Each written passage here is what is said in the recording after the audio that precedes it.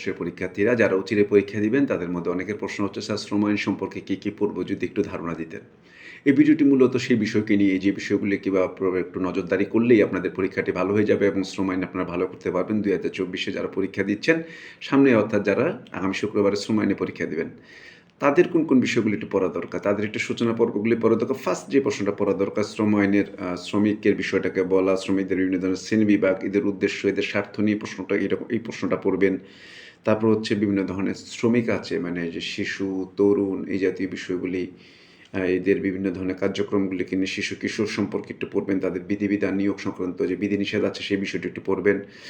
তারপর একটা অসশ্রমনীতির একটা ব্যাপার আছে যেখানে অসশ্রমনীতির বিষয়গুলো অসশ্রমনীতি থেকে আমরা পড়বো, অসদাচরণও পড়বো। তারপর হচ্ছে আমরা বিভিন্ন ধরনের ছুটি সংক্রান্ত প্রশ্ন লেস ইম্পর্টেন্ট, তারপর আমরা একটু দেখে যাবো সেই বিষয়ে। এরপর আমরা শ্রম আদালতটাকে পড়বো। শ্রম আদালত আমাদের জন্য গুরুত্বপূর্ণ। শ্রম আদালতের প্রেক্ষিতে শ্রম আপিলে যাওয়ার বিষয় আসে। শ্রম আদালতের সেই শ্রম আপিল ট্রাইব্যুনাল সম্পর্কে আমরা ধারণা নিব। তারপর শিল্প বিরোধ, ইন্ডাস্ট্রিয়াল ডিসপিউট যাকে বলে, ইন্ডাস্ট্রিয়াল ডিসপিউটটাও আমরা একটু পড়ার চেষ্টা করব। এরপর মৌসুমি শ্রমিক, ওই পার্টটা থেকেও আমরা দেখব মৌসুমি শ্রমিকটার মধ্যে কী হচ্ছে। মৌসুমি শ্রমিক ওই শ্রমিকদেরই ভাগ। ট্রেড ইউনিয়নটা আমরা পড়বো, আমাদের জন্য খুবই গুরুত্বপূর্ণ হচ্ছে ট্রেড ইউনিয়ন।